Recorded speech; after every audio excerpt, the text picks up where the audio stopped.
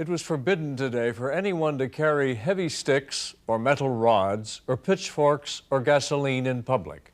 In 27 settlements in South Africa, where blacks have been killing each other for the last week and a half. The government gave police almost unlimited powers in these townships to disarm and separate the two vigilante armies of the black leaders who are rivals in negotiating the future of South Africa. Nelson Mandela of the African National Congress said it's not time yet to meet Chief Buthelezi of the Zulus. But speaking of the political negotiations with the white government, Mandela said, "We are the architects, and we are determined they will succeed." World Monitor's Simon Marks reports from Johannesburg. The South African police resorted to shotguns in the Johannesburg township of Kagiso today, trying to separate supporters of the ANC and the Zulu group in Kata. It was the 11th day of fighting, and with more than 500 dead, the government stepped in, returning to the police many of the powers they had under the state of emergency lifted just 2 months ago. Law and Order Minister Adrian Vlok announced the powers would be effective in 27 townships around Johannesburg. Well, we really want to stop the violence. We are determined to stop it.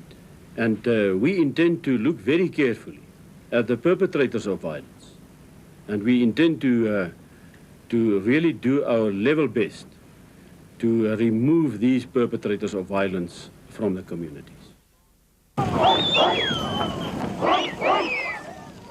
In Kagiso, the scenes the government wants to prevent took place again today, this time armed ANC supporters heading to a hostel housing migrant Zulu workers. With the hostel surrounded by barbed wire, the two sides were kept apart.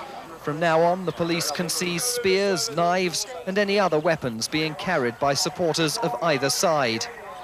At the state president's office in Pretoria, after another unscheduled meeting with President de Klerk, Nelson Mandela condemned the government's actions. It is not necessary to impose again a state of emergency anywhere in the country, because a state of emergency has shown that it is absolutely ineffective. In the next few days, the government says it will drastically increase the police and army presence in the townships. They've also been granted a wide immunity from prosecution in powers that will remain in force for at least 3 months. In a statement issued tonight, the ANC said it viewed the emergency measures with concern, saying it wasn't convinced the police would act impartially in the townships.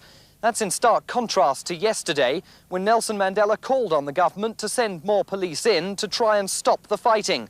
The government says if today's measures don't bring peace to the townships, stricter ones will soon be implemented. For World Monitor, I'm Simon Marks in Johannesburg. That's all for this evening. Next week, all week, learning. I'm John Hart in Boston.